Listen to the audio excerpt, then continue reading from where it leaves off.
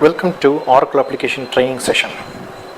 Now we are planning to see how to copy an item and how to copy an organization from existing organization. First, we'll see how to copy an item. When we say copy an item, we are creating an item, say RB sample, Raging Bull sample, and instead of copying or applying a template, we need to create this item based on another item attribute. So what we can do is we can go and select copy from, and instead of assigning a template, we can select an item, say let's say RB percentage, and click OK. Then we select an item and do done.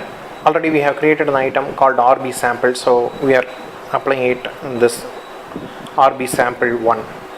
So the same item attributes will be, everything will be copied, and this new item will look like exactly the same earlier item.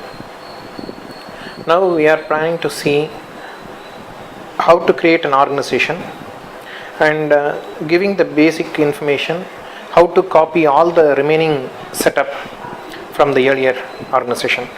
We are creating a organization, something called RB organization. Then we are saving the work. Then we select organization classification as inventory organization. We are enabling it, saving the record, selecting the others.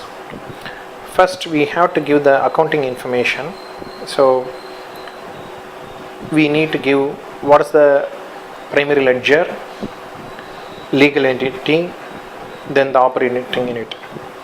We are selecting vision operations as primary ledger, vision operations as legal entity, and vision operations operating unit as the operating entity. Clicking the OK, saving the record. Next we come to inventory organization. Here, once the form is open, we can go to tools and do a copy organization and select any organization which already we have created.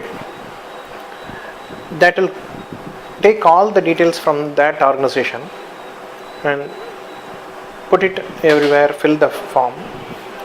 Now only details we have to give is organization code, which is a 3-letter code, and the item master organization we have to fill it up. If it is done, the organization is also ready to use. Thank you.